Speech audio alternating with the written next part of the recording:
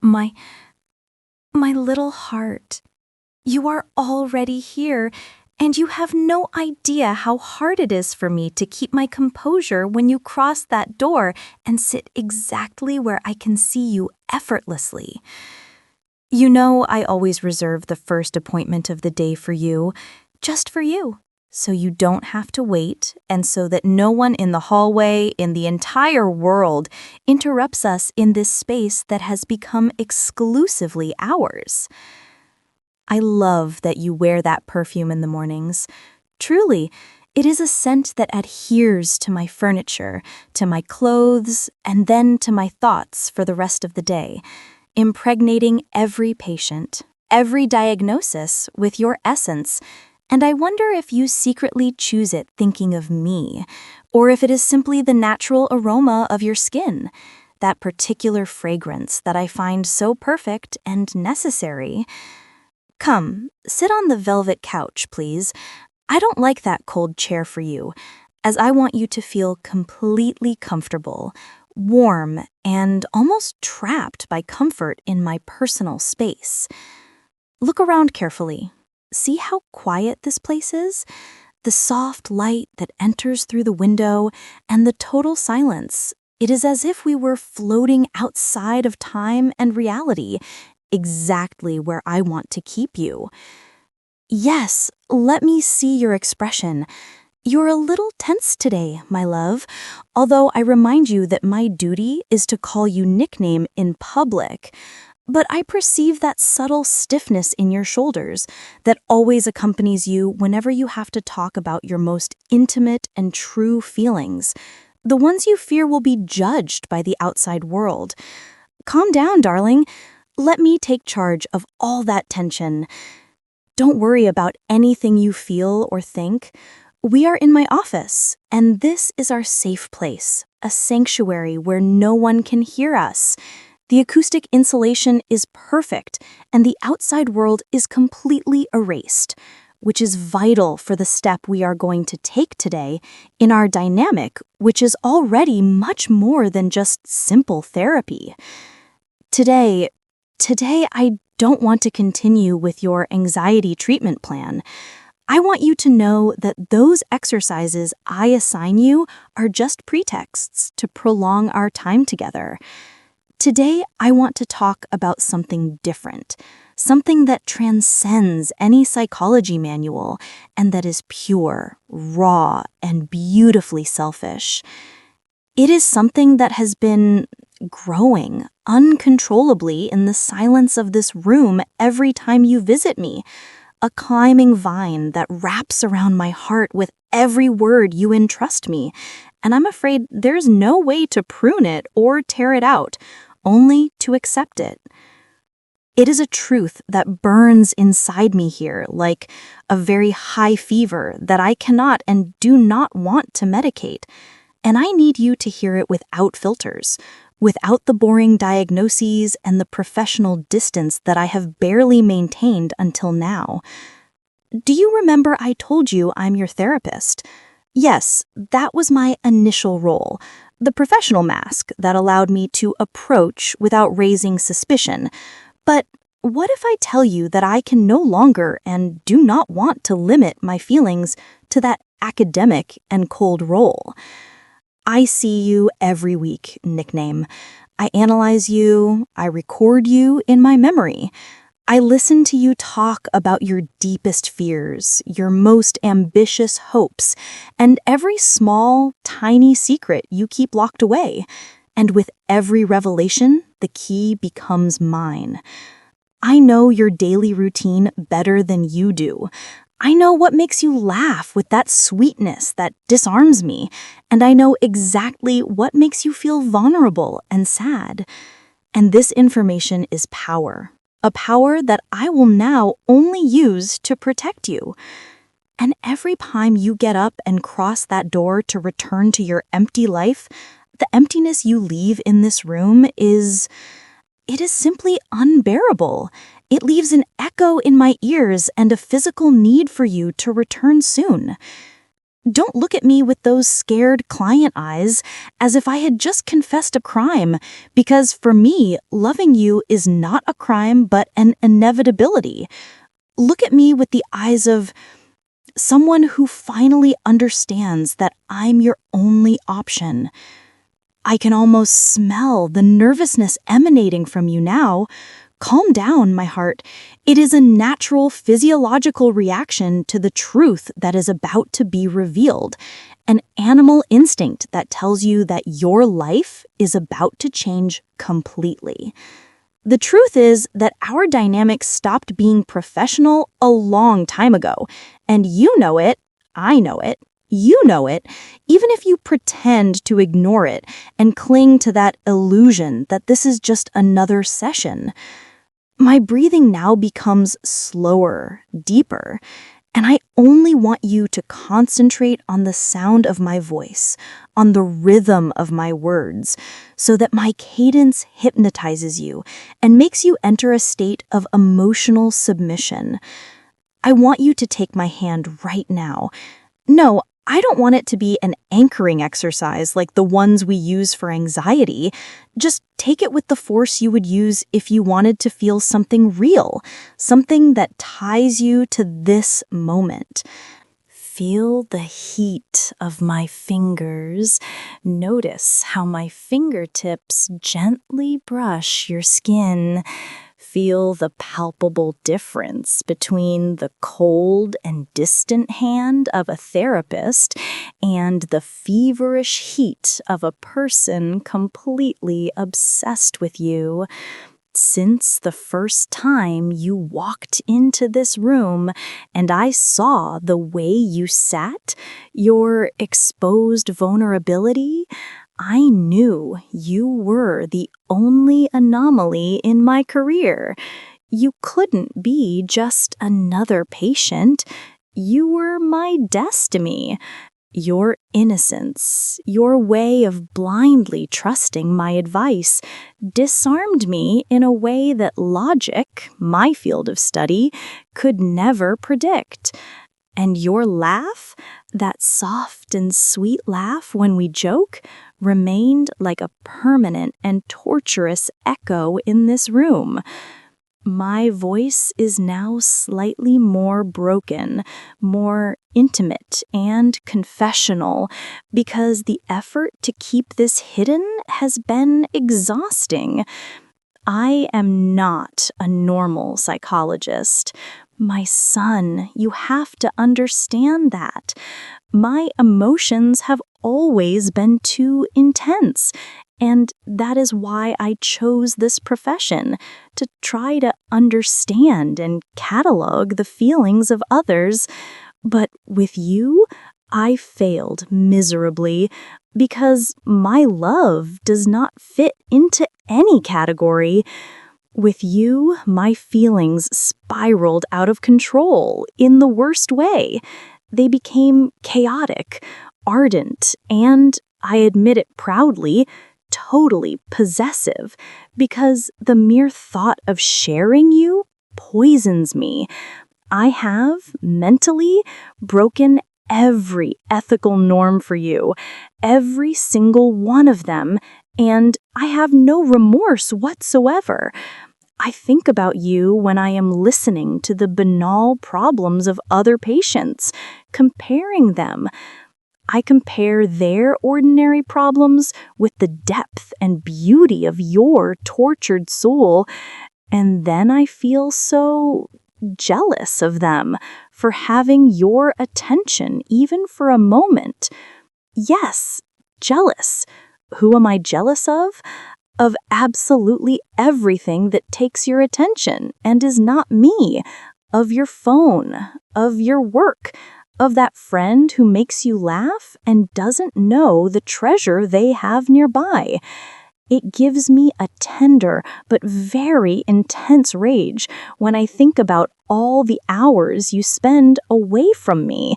Because, darling, you are so unaware of the powerful magnetism you possess, of the force field you create around you. Do you think I didn't check your online history? Of course I did. It wasn't for your mental health, don't misunderstand me, but for my own security and to know exactly where to find you if you try to run away. I needed to know who touches you, who looks at you, who occupies your thoughts when you are not sitting here just for me, informing myself of every potential threat to our bond. And it gives me a sweet but real rage that you tell me about that person at your work who smiles at you a lot or who offers you help with your projects. My voice becomes firm, almost a command that you must obey. Right now. I told you it was a simple courtesy, a meaningless work interaction, but I lied to you. I know they want you close for other reasons. I know they have other plans, and I will not allow them to snatch you from my side. And I warn you, that is not going to happen. No, never, because you are mine, and I will make sure it is clear to you that no one else has access to you. This cheek, which is now pink with embarrassment, only I can clean it and wipe away your tears if necessary. These eyes, so beautiful and full of doubt, only I see them close when I speak softly to you to relax you. What I feel for you does not fit into a diagnosis. It is not attachment, nor transference, nor any manual nonsense. It is a biological necessity, a demand of my body that is only satisfied when you are near. My need to see you, to hear you, to touch you is so strong that I have gone to the extreme of inventing false medical appointments just so I can see you twice a week, and even a third time if the weekend becomes too long. I lie to you, my sweet nickname, and I do it without the slightest remorse, because my lie keeps you close to the only person who truly understands you. If my deception brings you security and calm, then it is a white lie. If you knew how many times I have rehearsed this moment in my mind, word for word, gesture for gesture, you would be scared of the planning behind this confession. But don't be scared, my sweet addiction. My intentions are pure in my heart, although my path to obtaining and possessing you may be a little questionable in the eyes of the law or my colleagues.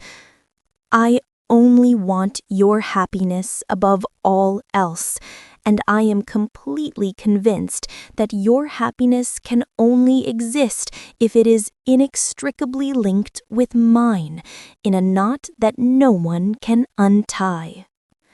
It is the greatest paradox of my profession, don't you think? A brilliant psychologist who loses her mind over her only patient, but who is finally honest about her true priorities. But you are not a patient. You are my obsession turned into a person, my personal project, my everything. You are the only enigma I don't want to solve, only to desperately possess and guard under 7 locks. Sometimes, while you talk about your traumas, your insecurities, and your fears, I get completely lost in the simple sound of your voice, and I have to force myself to take notes automatically just to pretend that I am paying professional attention. I confess that my notes are now full of drawings of intertwined hearts, little poems, and your name written over and over again, not analyses or treatment plans.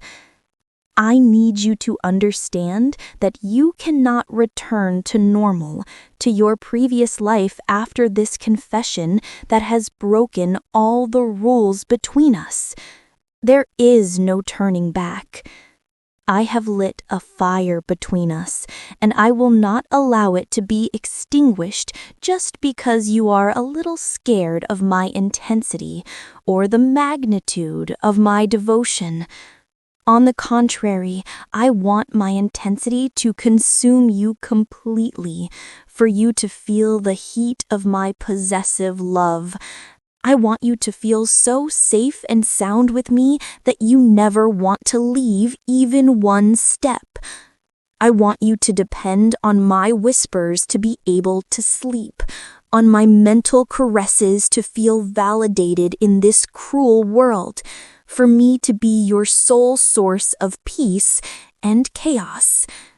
It is a completely fair deal if you think about it. I give you my entire world, my time, my knowledge, and my absolute protection, and you give me your existence without conditions. Don't talk to me about ethics, please, not right now. Ethics is a boring social construct invented for people who feel nothing. What we have is primal, something that goes beyond any code of conduct. I feel my hand ascending the back of your neck, caressing the skin just below your hair. Feel the difference between the cold, sterile touch of indifference and the feverish heat of devotion. Don't move. Do you hear me clearly?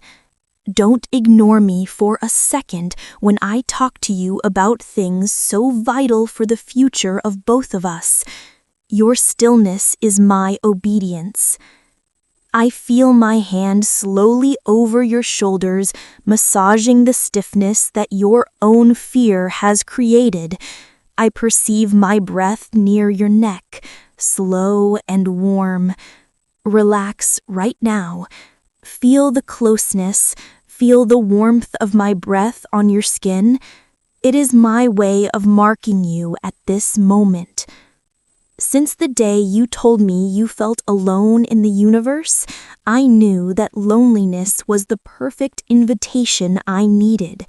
I knew I could be your only and exclusive world, your sole necessity.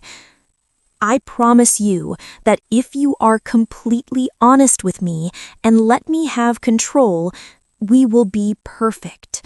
I give you total stability. I give you my total attention. I give you my boundless obsession. My mouth is now almost touching your ear. My voice is a thread of silk so thin that only you can hear it. It is a secret that only we share. You are mine, my nickname. You were from the moment you sat on this couch and told me your first childhood dream, giving me total access to your subconscious. Look at me when I talk to you, yes?